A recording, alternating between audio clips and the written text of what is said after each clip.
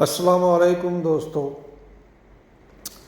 معدے کی تکلیف، تیزابیت، سوزش، جلن، ایچ پائیلوری پازیٹیو، معدے کا السر، اس کے لیے مختصر سا نسخہ ہے۔